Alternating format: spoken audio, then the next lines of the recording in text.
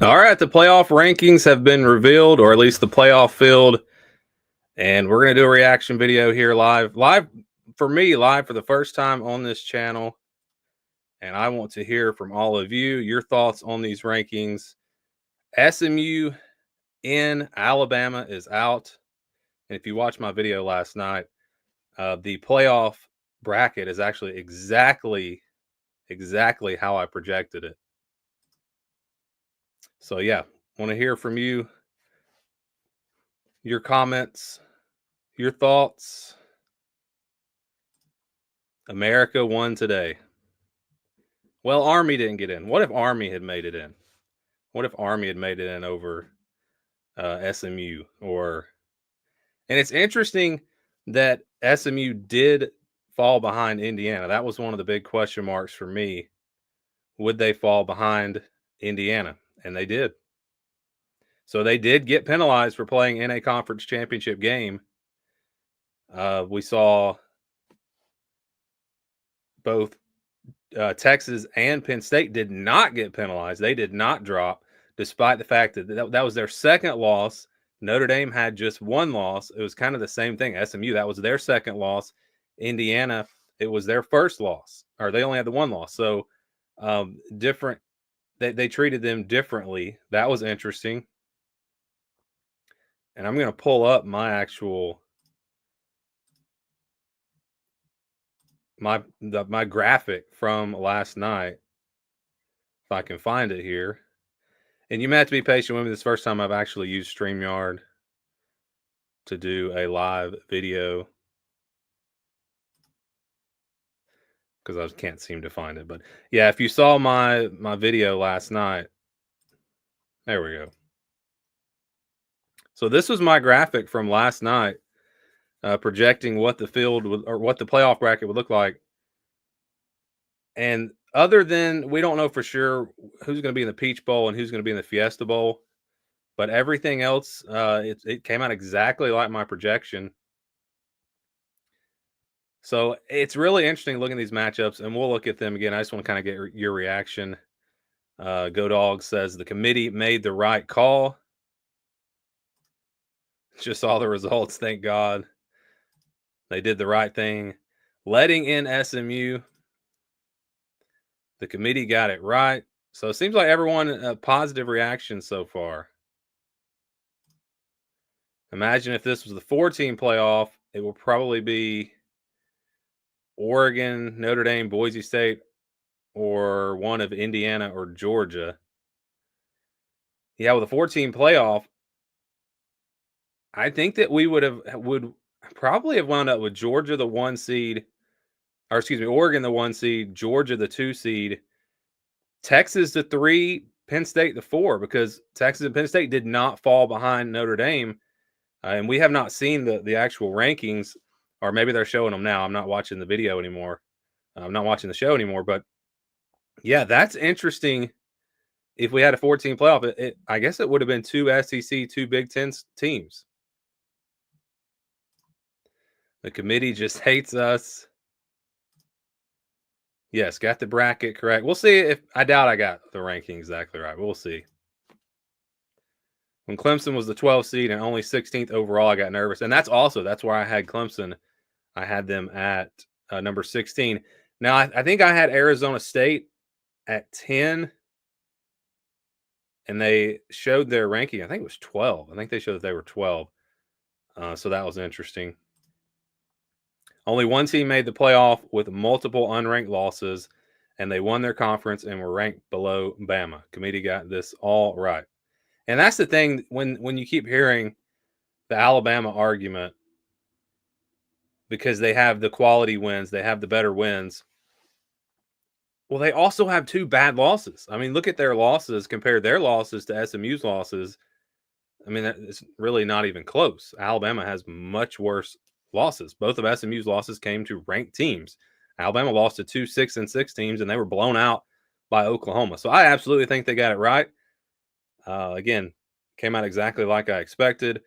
All first-round games could be good games. We'll talk about that in a second. Let's see. Army over Indiana. There's an argument for that. I think Army needed one more win, though. They needed to, I mean, they really had no wins other than the win over Tulane. Committee got it right. Which one are you looking forward to the most? Again, we'll talk about that a little bit more in just a second. Imagine if we never played Army. We were not supposed to play Army, but Miami canceled on us. Yeah, you wonder if Army had gone undefeated, but they beat absolutely no one during the regular season. Their only win coming to Tulane. Would Army have gotten in? I kind of think I think they probably would have been in over Clemson, an undefeated team versus a three-loss Clemson team. I think Army probably would have gotten in, and Clemson would have been left out. So we'd have actually had two Group of Five champions in if that had been the case. All right, I think Texas is going to beat Clemson. Yeah, that's the one that jumps out to me. That's the one that I don't know that game is going to be all that close. And I don't want to give away predictions because, of course, I'll be doing videos, previews, predictions, all that as we get closer to these games. But I'll kind of give that one away. I don't really see Clemson winning that one on the road. Clemson is, I mean, they're a solid team, but they're not great. You know, if that game was at home, maybe they'd have a chance. But at Texas, do we really think Clemson has a chance in that game? I don't know. But you look at the other matchups, Ohio State, Tennessee, I think is the best matchup. Absolutely. As we see a comment here, I think Tennessee beats Ohio State. And then again, right, Ohio State and Tennessee should be a fun matchup. Yeah, I think that's the best matchup. Notre Dame and Indiana will be very interesting. Indiana's second opportunity against a quality team, a really good team. So that'll be interesting. Penn State and SMU, I think, will also be a really good one. SMU, I think, can play with Penn State. It's going to be the power run game of Penn State versus the speed of SMU. That'll be a fun one. Let's see. We've got SMU should have stayed above Indiana. Now they have no shot to get to the Final Four. IU would have been better slotted at 11. Yeah, I mean, I could see that argument. Again, that was probably my biggest question with the rankings is would SMU fall behind Indiana? All right, funny thing about Army, they have one more game after this weekend, so I don't know if that game will affect their playoff standing or not. Well, it won't now. I mean, they're not going. The rankings are done, so that will not affect the playoff rankings. Remove auto bids, except for Group of Five champions. So my thought on this, and I may do a full video on what I think that how we should make changes to the playoff. I think that the first round buys should go to teams that play in a conference championship game, not necessarily they have to win, because you're looking at Penn State and Texas. They are considered two of the top four teams. They had to play an extra game, and now they don't get a bye. So they really got penalized for playing in for not winning their conference championship game. So that's something, but I don't think you should get a first round bye if you don't play in a conference championship game, because then you're really getting two byes. So I think you should have to play in a conference championship game to get a first round bye. That is how that's the change that I would make. And then I would still have the five conference champions get in, but not necessarily get that. They would have to get that bye. Do you want Bama to get? I'm happy with these rankings. Let's just put it that way. I wonder how Georgia will be if their QB can't play. That will be very interesting. The winning the SEC championship did give them some more time. They've got, I think, like 3 weeks. So I don't know what the injury is. I actually haven't heard anything on that. But if it's not too serious, you would think that he should be back. How about Bama? Do you think they got denied a playoff berth? I think they got denied when they got blown out by a 6-6 Oklahoma team. I mean, that's really Alabama has no one to blame but themselves. I mean, the committee did not rob Alabama. Let's just put it that way. It's weird how, despite the strength of the Big Ten and SEC, Texas doesn't have a ranked win and Penn State only has one. Yeah, that's very interesting. The schedules disparity in those two conferences was insane. You had teams playing really tough schedules and you had teams playing really easy schedules. Look at Indiana's schedule, for example. Look at Ohio State's schedule. Ohio State had to play Indiana, Oregon, Penn State, Michigan. It's crazy how how these schedules came out this year. Real Alabama fans know they didn't deserve to be in. A loss to 6-6 teams. Alabama having to argue after losing 3 games is just embarrassing and not what Alabama is about. Take it on the chin and do better. Yep, couldn't have said it better myself. First time actually seeing your face. Been watching your content on all the channels since 2018. Very well-minded common sense predictions, even if you get it wrong. Yeah, I definitely got it wrong with Illinois. There were a few teams that I really, really underrated. Illinois being one of them, BYU being one of them. Now, I did, again, I wish I had the guts to go a little bit further, but I did talk about both Arizona State and Indiana in the preseason being I had Indiana as the surprise team in the Big Ten, Arizona State, surprise team in the Big 12. I think I picked them both to go like 6-6, which was better than what was expected. But they did a lot better than that. They were definitely surprise teams for sure.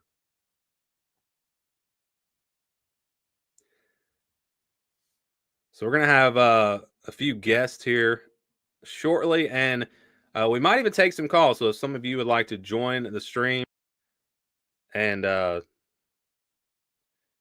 share your thoughts, and I actually have a guest coming in right now. How's it going? Hey, how's it going, man?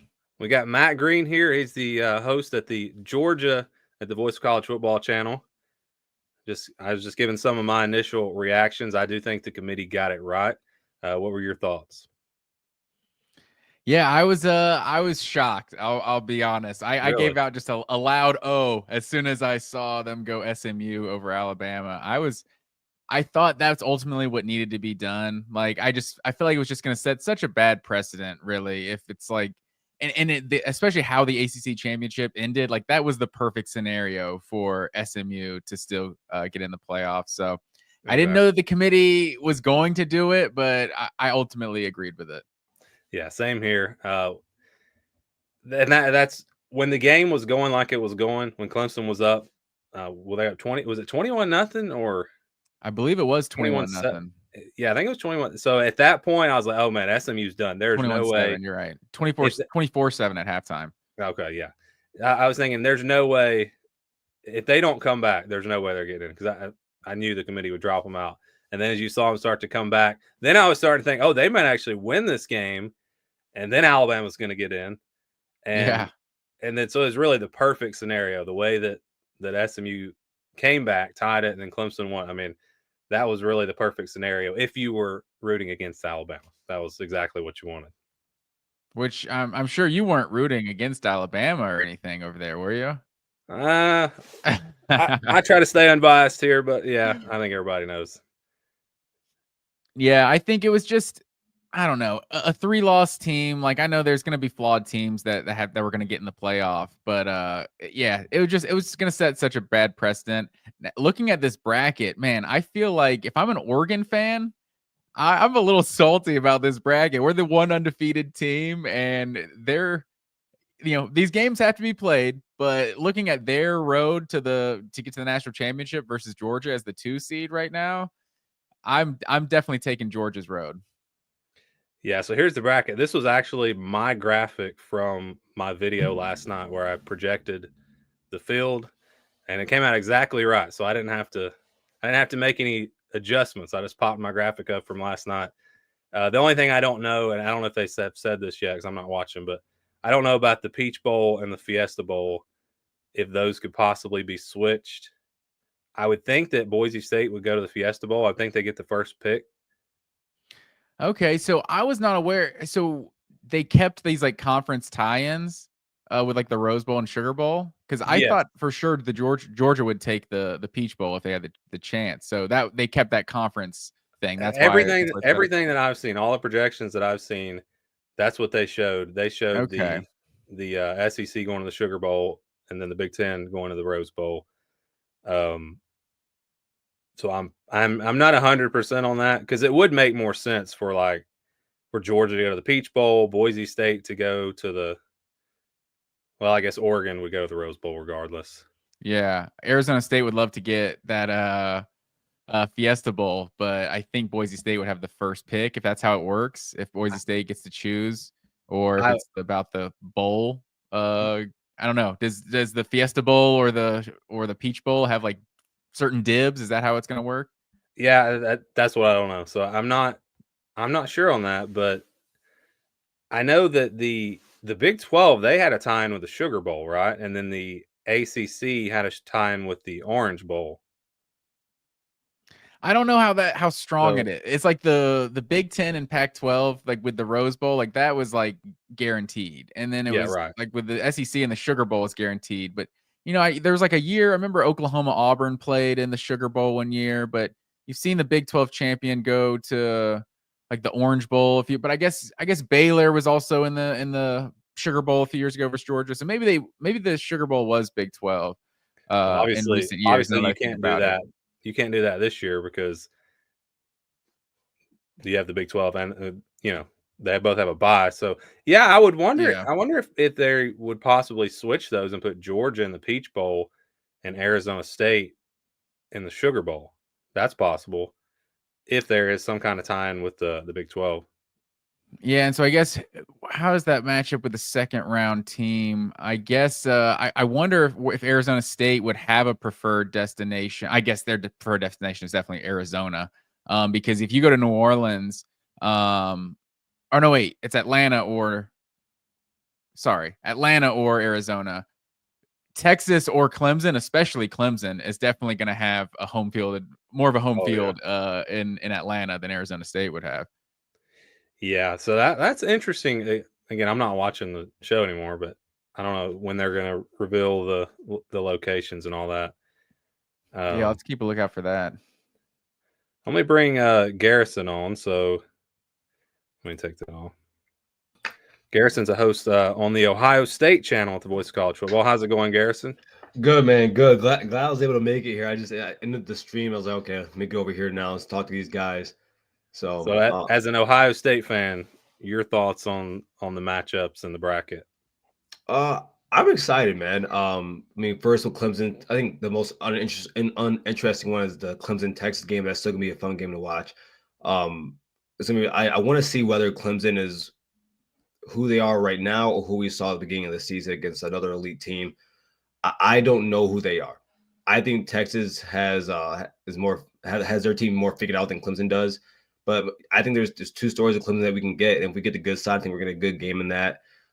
Indiana at Notre Dame, that's my favorite. I'm right by the border, so I might go to that game if I'm being completely honest with you. Oh, really? I think that's I'm like 2 hours away from there. I think that state's gonna be toxic as all get out. So I think that's a really fun matchup. Of course, I would still take Notre Dame in that. Ohio State, Tennessee, love it, love it. And I think we all saw it coming. Like saw the forest from the trees, but I've never in my lifetime seen Tennessee play Ohio State. I'm actually a outsider fan of Tennessee. As you could say, like a supporter of them. Love their fight song, love the colors, love everything about that program. So I'm really excited to see that. Also, I mean, just see how Ohio State's offensive line does against their defensive line. I think that I think that the before the rankings came out, they already put the line out, and I would pick Tennessee to cover it, not to win, but to cover it. I think that they have the offense that's good enough to keep them close. And when it comes to Ohio State, as you can tell I'm a fan of. I don't. There's a lot of questions I need to have answered. How the play calling, the offensive line. I would still be running stupid tight sets all the time. There's other things I gotta see before I even pick about that game. And then SMU Penn State. First off, shout out to the committee for showing they have some balls and keeping them out. I think Alabama talent wise is the top 12 team in the nation.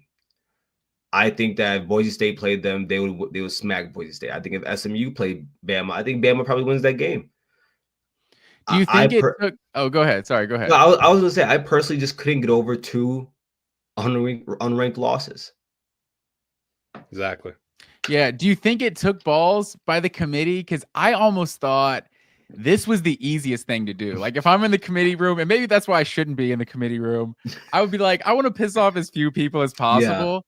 And it felt like SMU, it was just like the easy thing to do. If Clemson or if SMU wins the ACC, and you had to make that decision. Granted, they made that decision last week of Alabama over Miami, Ole Miss, and South Carolina.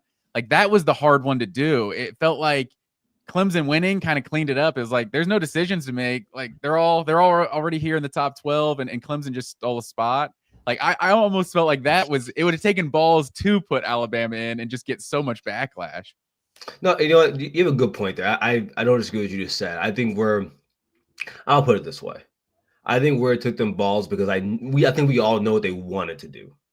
But that, thank goodness, SMU coming back cleared all that up. I think had SMU continuously got blown out in that game against Clemson, they would have found a way to put Alabama in. But just like you said, Clemson coming in, stealing a spot, which is just insane.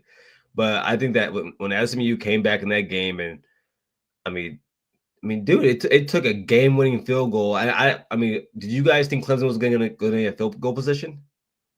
No, and then that kick return just to they had like one play, got into field goal range. Like that was incredible. Yeah, it was just wild, wild to watch, and that's how SMU lost. It was definitely the perfect, like the exact perfect scenario that SMU needed if they were going to lose to still get in. So maybe it didn't take balls, maybe it didn't, but I think it's just like knowing what ESPN and all the big wigs over there want to do, Disney, what they wanted to do was put Bama in there. I'm glad they didn't get in. I'm glad. Yeah, I'm with you. And I would say, as someone who's watched a lot of Tennessee this year, I think of the teams that Ohio State could have gotten matched up with, I feel like that's a pretty solid matchup for Ohio State. Like Tennessee, they're like we have this idea of what Tennessee should be and what they were in 2022, and it's like they're just not that. This offense is just they have a really good run game, but it's just we're all waiting for Nico to become that star number 1 5-star quarterback, but he still hasn't. I feel like I trust Ohio State. If both teams are playing 2 yards in a cloud of dust, I at least trust that Ohio State's got playmakers out wide to make some plays that I don't think Tennessee is really going to make.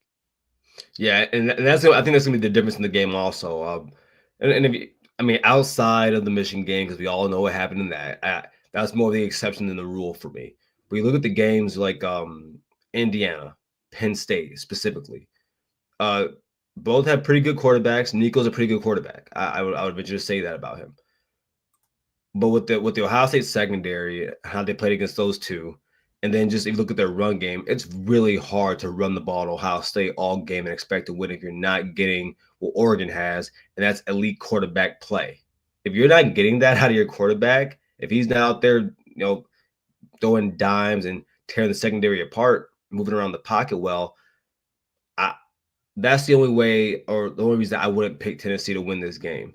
And also, like you said, you guys are the SEC guys, but I caught maybe a few games for them during the midseason. It looked like their pass game got lost, like they didn't know how to run it, which is kind of surprising for me. Yeah. I wonder though about the other side of the ball, Ohio State going against Tennessee's defense. I mean, would we say that, or who has a better defense, Tennessee or Michigan? Who would you say? I'd probably say Tennessee. I would say, it's close. I would say Tennessee. It's close, but I would say Tennessee. So, I mean, Tennessee, Penn State, like it's probably similar. They're probably a similar team to Penn State now that I think about it. In terms of production, I wasn't ready for Penn State to drop almost 40 against Oregon last night. That was completely uncharacteristic. But I don't know. Like Tennessee just kind of feels like they're built like some of those Big Ten teams right now. So I don't know. Yeah, I think it'll be a low-scoring game. I think you got two good defenses, and it could be one of those games where a special teams play or a turnover or a missed call. I think it'll be a good one. That's probably the game. That game, and I think Penn State and SMU is going to be good. I think that'll be a really good matchup. Yeah. One thing you said, Garrison, is Clemson, Texas is boring to you. Look at Luke Dietering here in the live chat. Said this is the first time that it's never happened in history. I didn't fact check though, Luke. So I hope you're telling the truth. I don't know what it is. That didn't do anything for you. No. I think the reason is I think the reason is that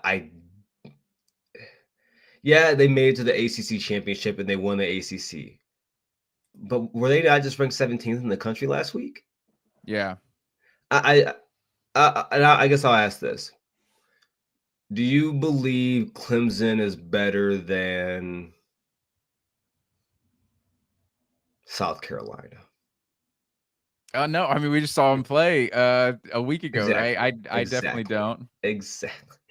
And so I was talking about this on just 20 minutes ago, how I don't believe that Clemson is deserving to be in this playoff, but I get why they're in. And also, I don't know, maybe it's the orange on orange to me. It's not a strong uni game. No. See that's fair. Well, I will say I think they deserve to be in the field because they do only have the one conference loss. They did lose to Georgia and South Carolina, both in the SEC. So there is that aspect to it. My thing is, and I wish I felt differently because it's now Georgia's 2 best wins of the season, beating Texas.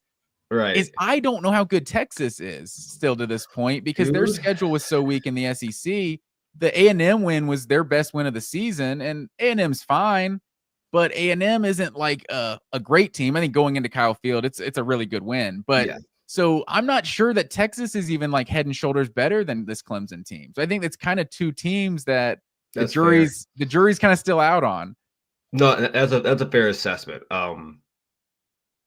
Actually, I think I think I did a little hypocrisy right there because I did I did say last night after that Georgia win, I truly don't know what Texas' peak looks like.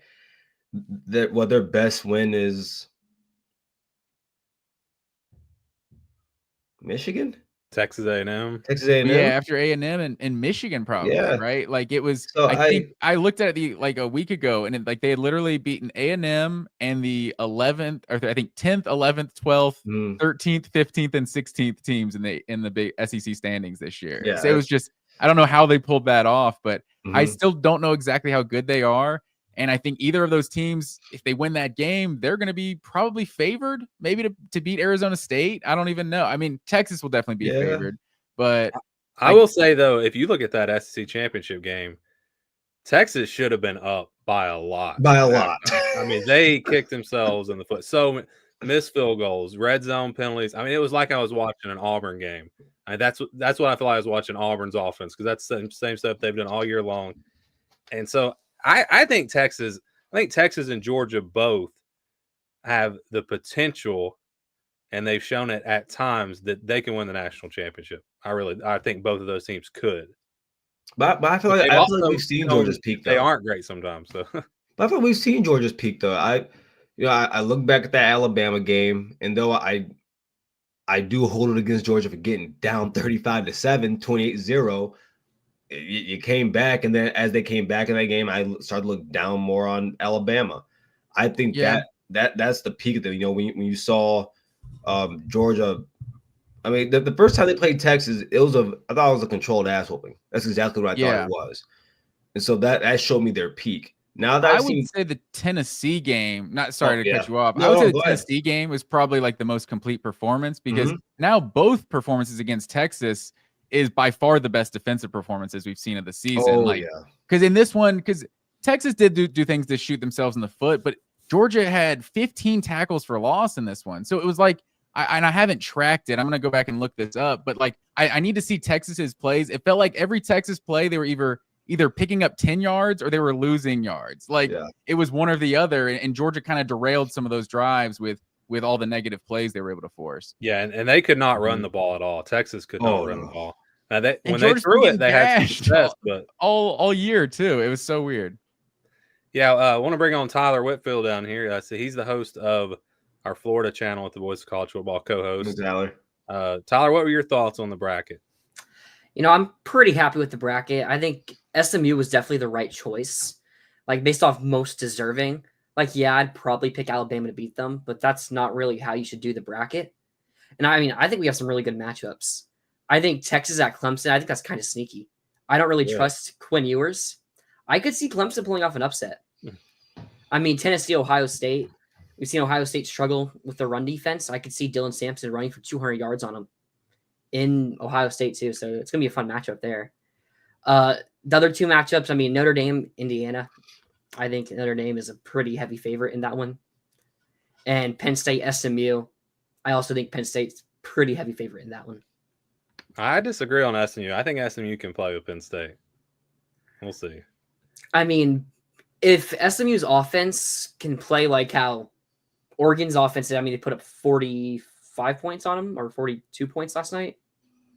So, yeah. I mean, I don't think SMU has the talent on or the offensive line that Oregon does. And I mean, we saw Penn State get to Dylan Gabriel, and Dylan Gabriel made some really special plays last night to win that game. Can Kevin Jennings do that in this high pressure situation? We saw him struggle early on last night against Clemson. So I think Penn State could get enough of a lead and settle down defensively to where Penn State, it could be a 1 or 2 score game. Like, I think it's going to be a game where Penn State is really in control for most of it. I mean, Drew Adler and this run game last night, I mean, was this the best offensive game we've seen from Penn State in years? Like the USC Rose Bowl? Yeah. Yeah, it's been a long time. Mm-hmm. Yeah, that's one thing I was thinking when it comes to Penn State, talking about teams that we don't necessarily know exactly what they're made of. Like Penn State, if they play like this, like, yeah, if they actually have a pulse offensively, like I think this team can make a lot of noise. We haven't really seen this from a team from them all year and most years, because I felt like Penn State was almost getting like inflated this year, because every year it feels like they play 2 games, right? And they lose to Ohio State and Michigan. This year they only played 1 tough game and they lost it, but they were able to get in the Big Ten championship this year since Ohio State didn't take care of business. So, and they didn't even score a offensive touchdown in that game against Ohio State. So I was so low on Penn State going into this game, but now, I mean, if they have that sort of, big playability offensively, they immediately become a team that can now get to the semifinals if you can beat SMU and Boise State. I guess they got that 5 seed or are they the 5? They're the 6, right? Yep. Mm-hmm. Yeah, 6. So the 6 seed isn't too bad either. I brought this up before y'all came on. I thought it was interesting that Penn State and Texas did not. So they got their second loss, but they did not drop behind a 1-loss Notre Dame. But SMU got their second loss, and they dropped behind a 1-loss Indiana. Inconsistency. Well, I don't necessarily think it's just inconsistency. I mean, Penn State lost to the number 1 team in the country, and they lost by 1 score. I mean, look at Texas. They lost in overtime to the number 2 team in the country. They didn't lose to Clemson, who was, 17th? Yeah, something like that. So it's like, I mean, you can look at it as not wanting to punish teams for losing a conference championship game, but like it's also a level of competition.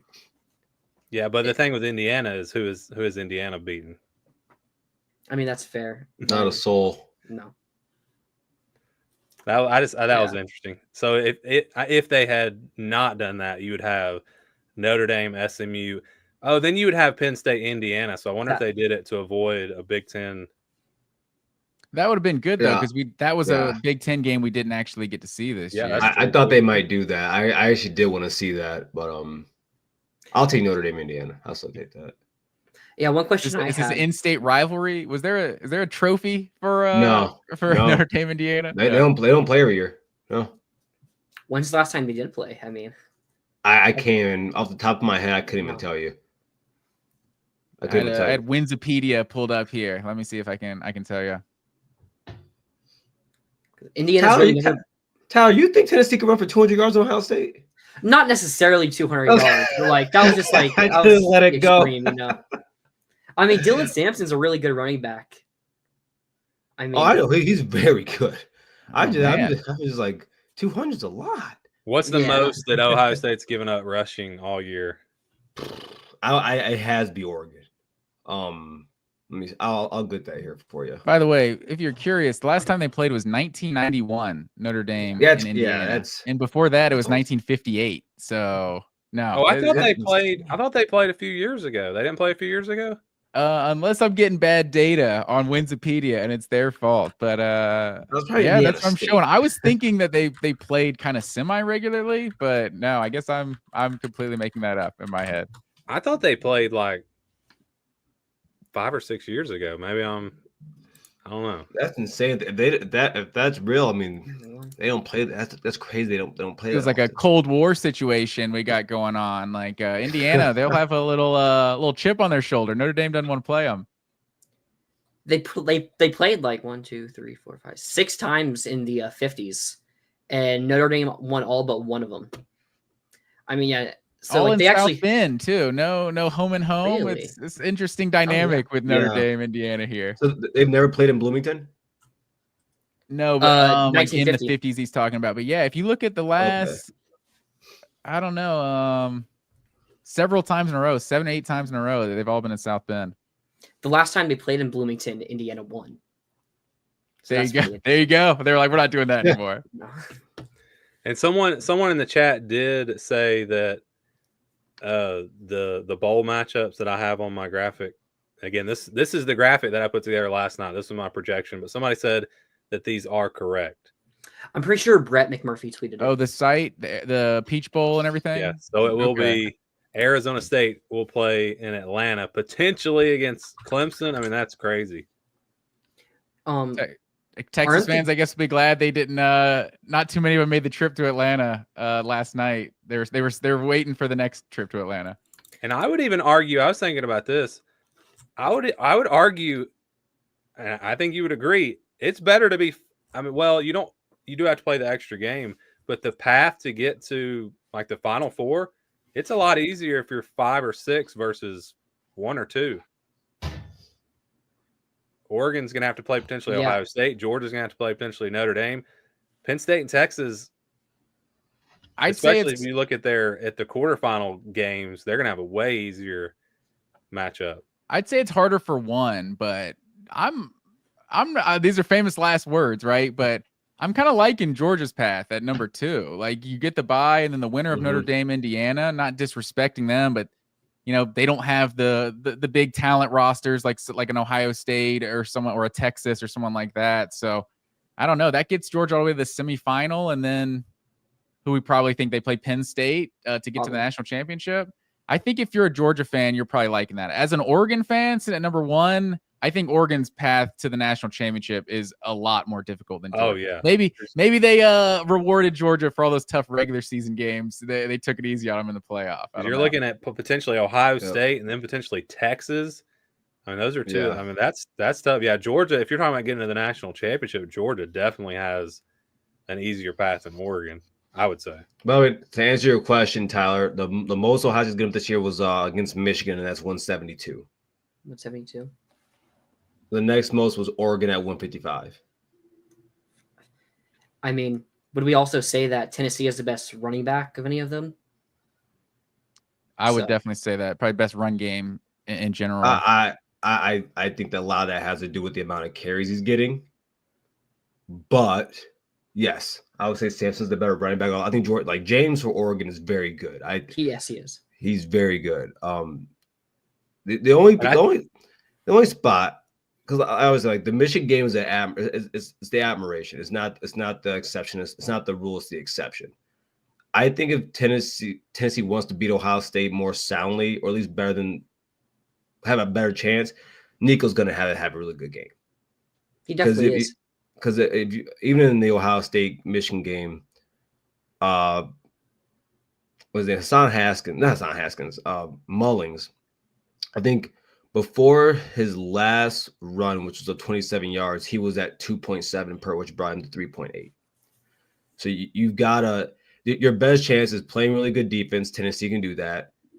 Converting third downs, and hoping that you keep Ohio State's points really low until you get to the fourth quarter, and then you wear down the defense more and more and more.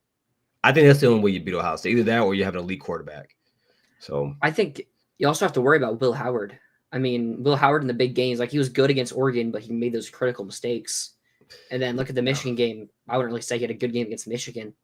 And that Tennessee defense. Also, Tennessee's hurt some quarterbacks this year too. Yeah, they have. I mean, Yeah. I know firsthand. Well, I mean, heck, if Will Howard goes down, well, I guess we'll just throw in saying. So, But even with yeah. Will Howard, I mean, who's really so Georgia passed pretty well on Tennessee. But outside of Georgia, they shut down Jalen Milroe. Yeah. I mean, That's not saying much. Yeah, I would say Tennessee more than anything hasn't faced Mil- many good quarterbacks this year. Like Taylon Green got hurt in that game versus Arkansas. Like you were saying, Mertz got hurt in the Florida game, and you went to Lagway, which obviously Lagway kind of proved to be better than Hurts, but He's good. it's still like it was the game that it happened, right? They didn't plan for that, so I don't know. Tennessee, they played Oklahoma, who benched Jackson Arnold at one point, so they haven't necessarily played many good quarterbacks this season, and Will Howard should be one of the better ones. Mertz also got hurt against Tennessee after throwing a touchdown pass on a non-contact injury. And then Lagway went in and threw a pick right away. I mean, you could argue. I was watching that game. I was like, if you're going to bring in the backup, it's good it's a backup that's played and is intercepted. It wasn't even like, I haven't even finished the sentence and Lagway threw the pick. I think back to Tennessee's run game, though, I think what might be the most important to their run game is their pass game, because they've got to have some balance. Because if they're one-dimensional, I mean, they're not going to move the ball in Ohio State. They're going to have to be able to hit some passes too, and then that'll help the run game. So, yeah, I think Nico will be the key for them. Yeah, I like because the only things I can really point to, of course, you have the Oregon game, but then you have Indiana for Ohio State, then you have Penn State, and maybe this actually be something fun to do, just ranking all the quarterbacks in the top 12. But I would venture to say Drew Allers maybe. How many quarterbacks are better than Drew Allen in the playoffs? Dylan Gabriel. Maybe Kevin Jennings. I'm taking Quinn Ewers over Allard. Is that debatable? I agree. I think it's debatable, but if I'm talking just pure talent, I think the ball leaving Quinn Ewers' hand is prettier than everyone else in college football. I think even his incompletions look good. So yeah. Also, I still don't trust Quinn Ewers that much. And I don't know who Georgia's quarterback is going to be. Like, I'm not a Carson Beck apologist, but I am a person who's like, look, we've had a bad run game and lead the nation in drops. The quarterback is not the problem, but our offense has obviously had its. Is it 12 interceptions? Struggles. Say that again. How many INTs does he have this year? 12. Yeah, for that like four game span, we had like 12 picks. He was playing poorly for sure. Wasn't getting any help from his receivers. He's definitely not had a good season, but he was starting to play better the last 3-4 weeks. I think he's like 11 touchdowns and no picks since the Ole Miss game. But with that injury looked really bad. Like couldn't even grip the football. Like and the fact that we haven't heard anything about it to this point, like I kind of anticipate Carson Beck not being available. And if Georgia doesn't have Carson Beck, maybe Gunnar Stockton is enough to grit out some of these games and Georgia's winning 16-12 or whatever. But I don't know. I would have said Carson Beck is just as good in that group, because that was one of my reasons for kind of being confident about Georgia, was like, we don't have that necessarily championship quarterback, but I think Shedeur Sanders and Cam Ward are like those only guys that exist in college football this year, and neither of them are in the playoff. No, I fully agree with that. And then, I mean, just bringing up Gunnar real quick, that was another thing for Texas for me. I thought you could not, in my mind, you just can't lose to the backup quarterback. And someone had, I saw like on the broadcast, it said, "Oh, he's bringing a spark." I didn't know if that was so much more than him bringing a spark, or that was just the offensive play calling becoming better, going to halftime, make the adjustments. I thought if Carson Beck came out those same adjustments they made, he would have done much better than what Gunnar Stockton did. But I think that's fair. Oh, go ahead. No, I was really interested. I want to know your thoughts on that. But at the same time, I just didn't think. I think it's fair, Texas, dude, you can't lose that. Yeah, and hey, as Georgia fans, we earned this, right? We had to live through the Tua backup and the Jalen Hurts backup. We were due one. But when you looked at it, like, I feel like he didn't play great. He ran for a couple first downs, and he was supposed to be a dual threat coming out of high school. So it's like he didn't look like incredibly fast or anything, but he did make a run for a couple first downs and got absolutely annihilated on that last play before overtime. Somehow didn't fumble, so that's the best play he made, was not fumbling when he got knocked out. But I think there's also an element to when the quarterback is able to run, now those running backs are starting to get a little different looks in the run game. You know, they're starting, at least the defense has to pause for a second and see if the quarterback's going to keep it.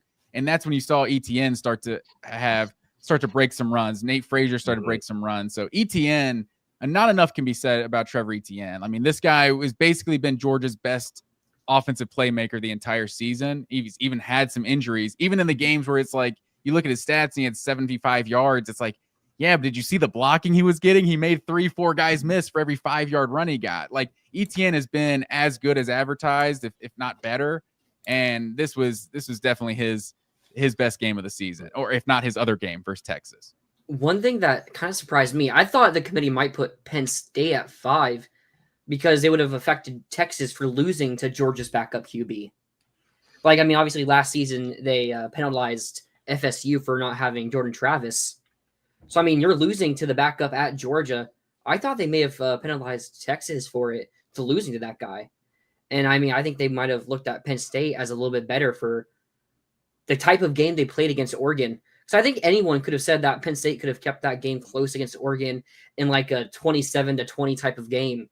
I don't think anyone thought Penn State could kind of keep up in a kind of a shootout game against Oregon. So I honestly thought Penn State should have been the 5 seed. Yeah, if you told me Penn State lost by 8 and it was 21-13, I was been like, oh yeah, that's exactly what I thought Penn State was. But I guess it was probably more that just stayed consistent with the rankings, right? Texas was 2, Penn State was 3. They both lose, and Texas stays 1 spot ahead of them. All right, guys, I'm actually going to get going. Chris, thank you. Matt and Tyler, good talking to you guys. Have a good show. Of course. Yeah, good talking to you, man. Yep, good talking to you. See you guys.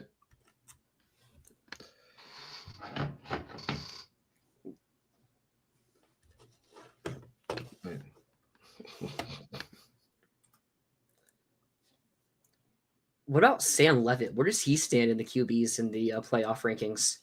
So I feel like he's played some really good football for Arizona State. Like, it is against Big 12 competition mostly. So it's like you can fault him for not playing elite level teams. But I was even thinking about Riley Leonard and Curtis Rourke. I mean, those guys are good.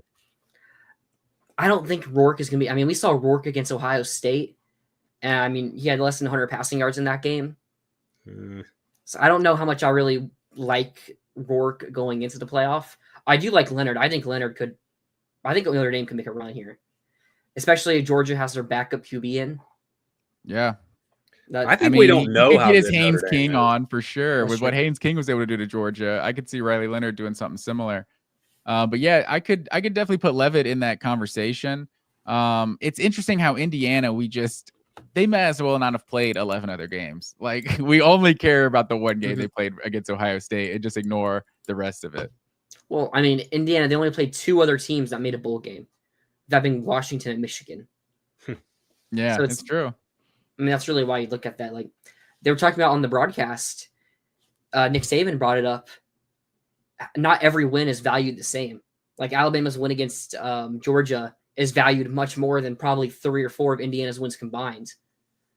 You look at like Purdue and Michigan State, and they played Maryland and UCLA. Like, it's probably rightly so. Yeah, but the difference is Indiana took care of business against those teams that Alabama didn't. Yeah, because I felt like that was the SEC team's worst argument. I heard so many teams, like so many people make the point of, well, you're teaching these teams, why would you schedule tough non-conference games? You should just get as easy a schedule as possible and stack up the wins. Like, Alabama didn't miss the playoff because of their tough out-of-conference schedule. Yeah. Like, it wasn't even because of the tough conference schedule. Like, you guys lost to Oklahoma and Vanderbilt. Like, those weren't if Alabama's sitting here with losses to, obviously they did lose to Tennessee, but lost to Texas and Ole Miss, it's like, okay, maybe you have a point that this conference is so elite and all the elite teams are beating each other. Like, Ole Miss, you lost to Florida and Kentucky and who's the other one? Ole Miss lost to LSU. And LSU. Like, there isn't that. And LSU was a game they led for like 60 minutes. I don't think LSU led until the final score. But still, it's not like you were losing to the best teams in the conference.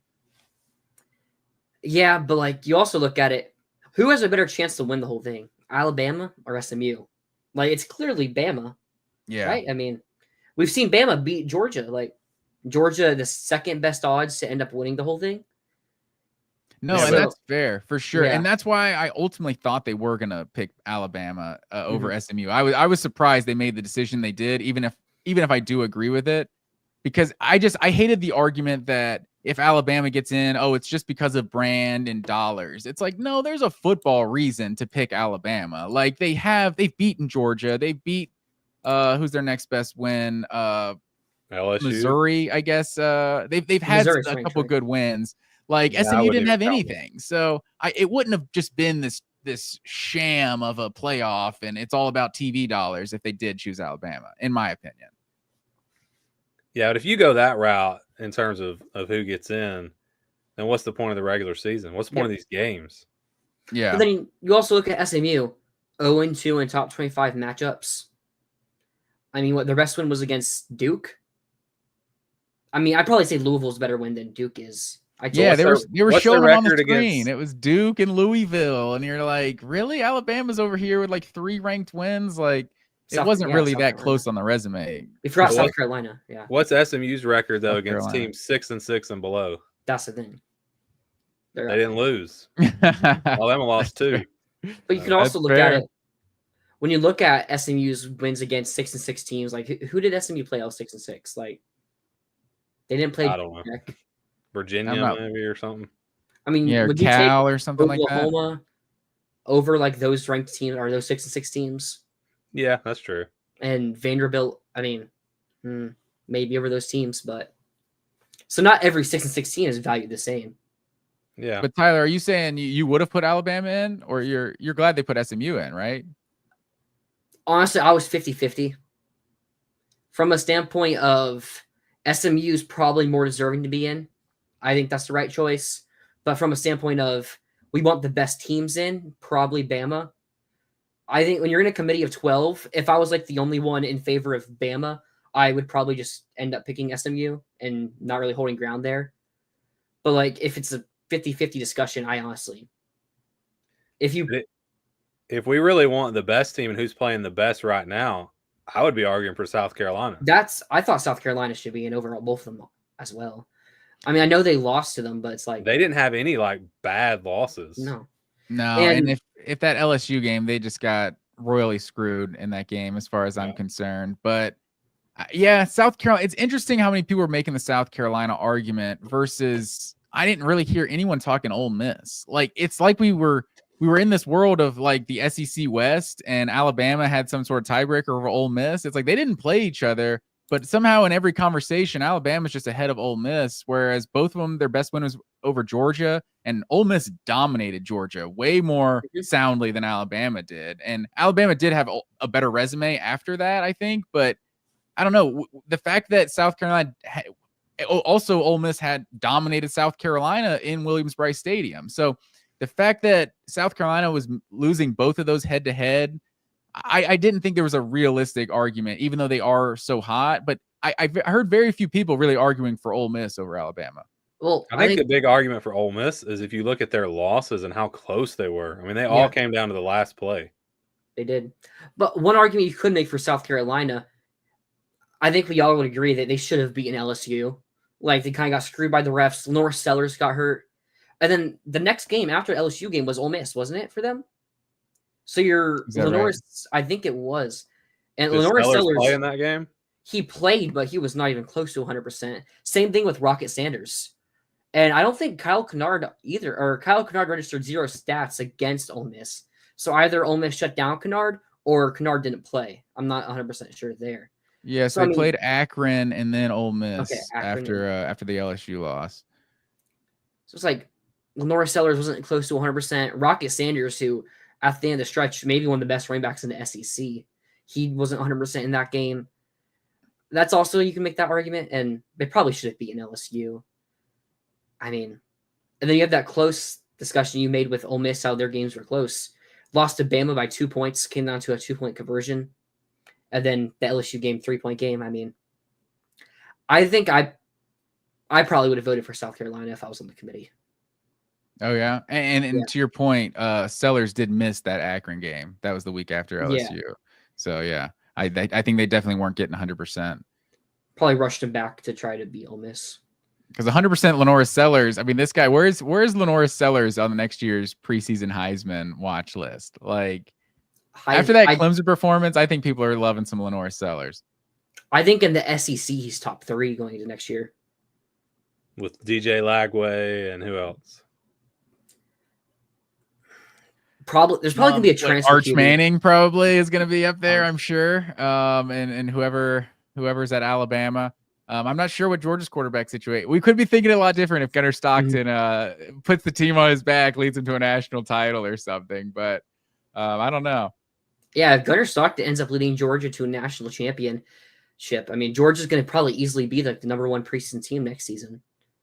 Like they're definitely always a candidate to be right up there. If they have that QB, they have the most talented defense in the country. Don't really think you can argue based on their defensive talent. Someone else is better. And if they have the QB, I mean, maybe they can hit on the transfer portal. I mean, if you look at the transfer rankings from this past season, Colby Young, you know what happened with him, and London Humphreys, they were both in the top 5 ranked of wide receiver transfers in the country. And obviously, neither of them have really helped Georgia at all. Maybe they could get a receiver in the portal that actually helps them. I mean, I think Oscar Delp was also like a disappointment for y'all this year. I think a lot of people expected him to be a lot better.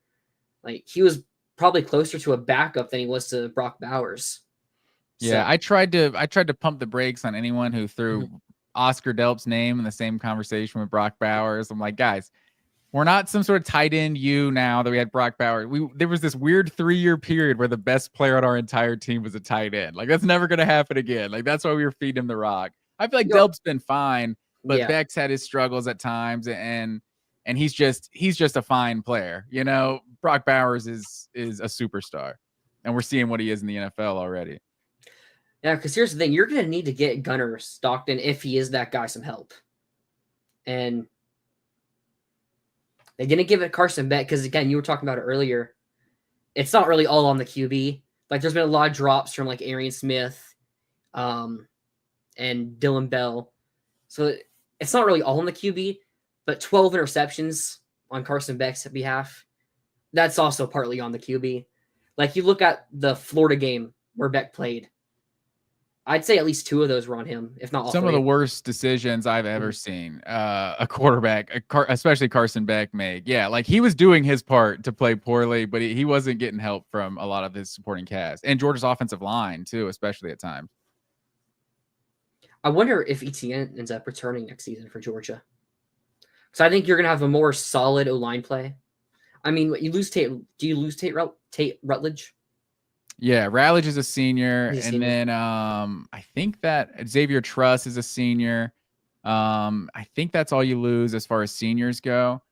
Fairchild, I think Dylan Fairchild's a guy who could leave early, I believe. But, I mean, he's been like one of the highest graded guards in the country. And guards just don't tend to leave early necessarily. So I'm not exactly sure there.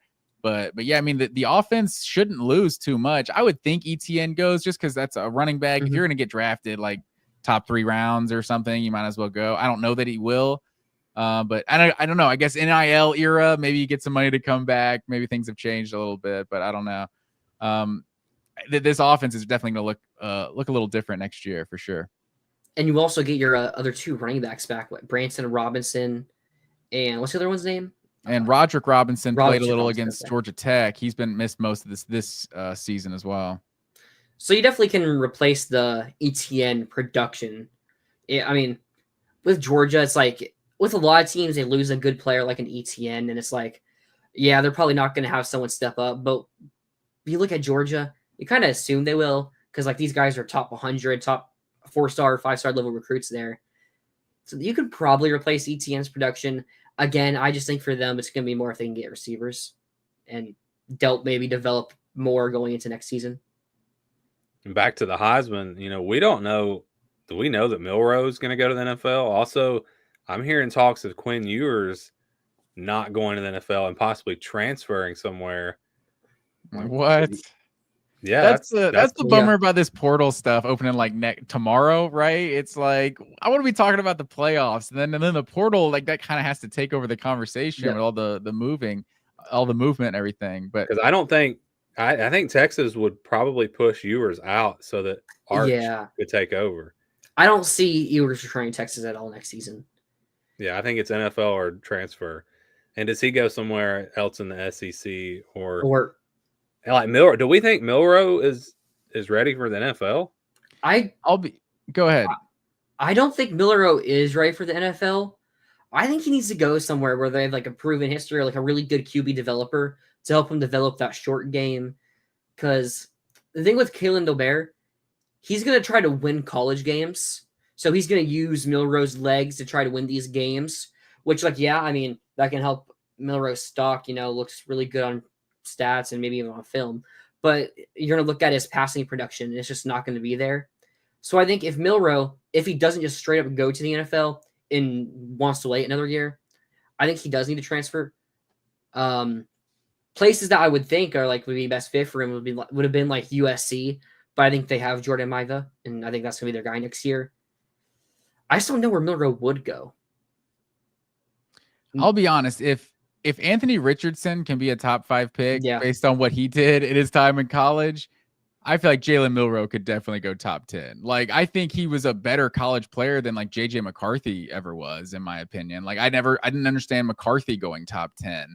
So Jalen Milroe, he's had his struggles, and then he has times where like, this is the greatest athlete I've ever seen. Like, this guy looks like Michael Vick or Lamar Jackson. Like, no, there's so few people that are in that world of athleticism.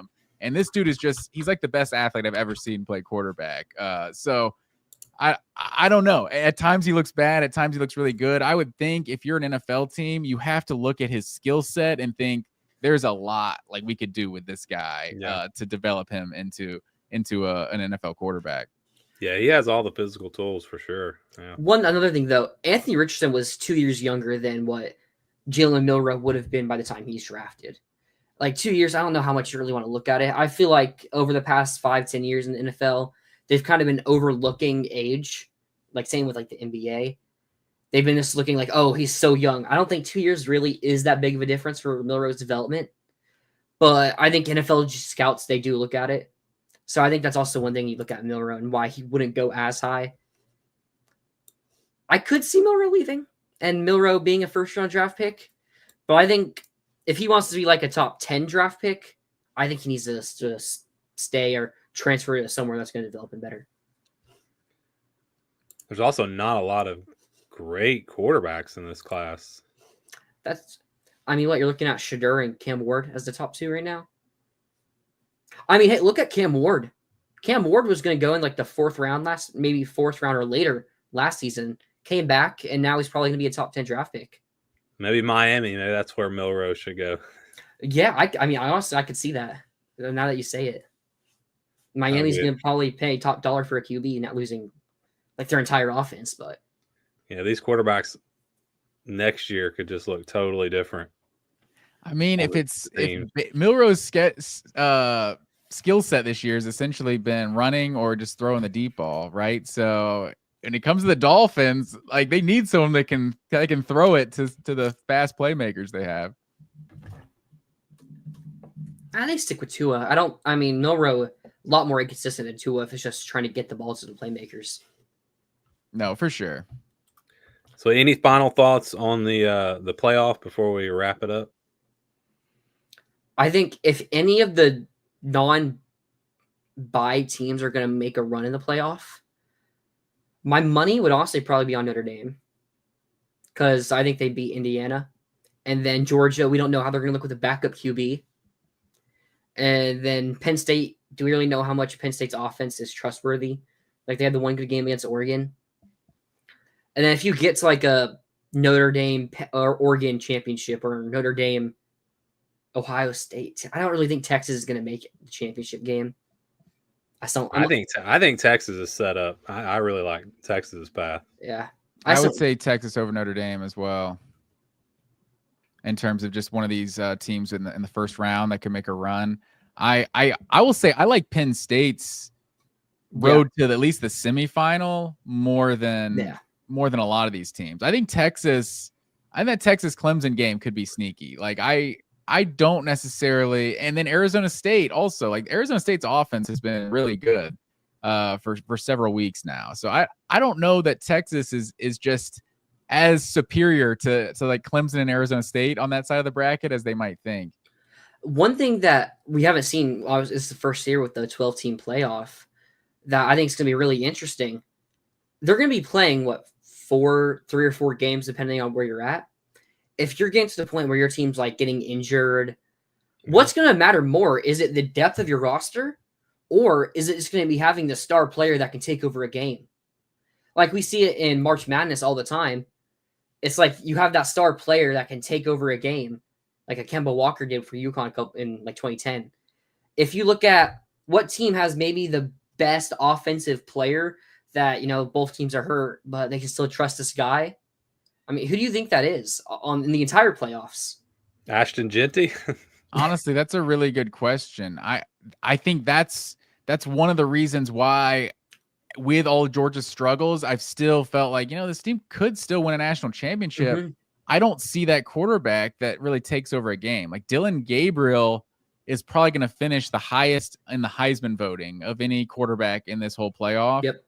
But I don't think anyone just sees Dylan Gabriel and they're just like worried about him taking over a game. Like maybe that's disrespectful. Like it's not like Oregon just the way they're set up. They don't necessarily need Dylan Gabriel to take over a game. They have playmakers all over him, all around him. But I guess I would say Nico is like that ultimate X factor that people are still just kind of waiting to become the star. And he's flashed at times, and some of his best games, I don't know if it was Kentucky, one of his better games, the receivers dropped at least like two or three touchdown passes. So like they haven't really put it all together, but Nico kind of feels like one of those kind of X factors that, who knows, he could finally start to hit the stride and hit what his potential is supposed to be, and maybe Tennessee makes a run.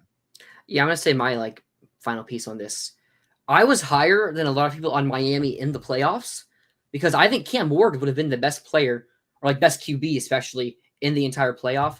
And if they would have got that 3 seed and they would have been facing the winner of a Penn State SMU, if you can get past SMU or Penn State or whatever it is, and then you get to that next game where they're playing like a Georgia, or depending on how the entire bracket looks out, Ohio State and Arizona State, and those rosters are just really fatigued and they just have the best player, I thought Miami could have made a run, I mean, so yeah, I'm going to be really interested to see if it's the depth of the roster or if it's just the star player that ends up being the difference maker in the college. Yeah, because I think that's why everyone wanted to see Colorado get into the Big 12 championship and then maybe sneak into the playoff, because in terms of just star quality, like they have it with 2 players. But I think in terms of answering your question, I think it's probably going to be the depth of the roster that plays the biggest difference, especially what does the portal do? Like you saw Julian Humphreys hit the portal this past week for Georgia, didn't play in the SEC championship. There has to be some teams that are going to lose players that just opt out and go to their new school instead of playing in the playoff. When does the portal close? I know it opens tomorrow. When does it close? Oh, I don't know that off the top of my head. Like the 28th of December? Yeah. Oh, so if you're going to go, you have to go now. Yeah.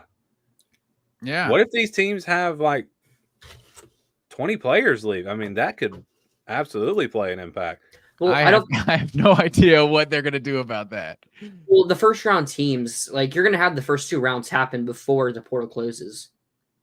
The second round's on New Year's. I thought the second round was the next week. Oh, yeah, it is on New Year's. Only the first round will be before the 28th.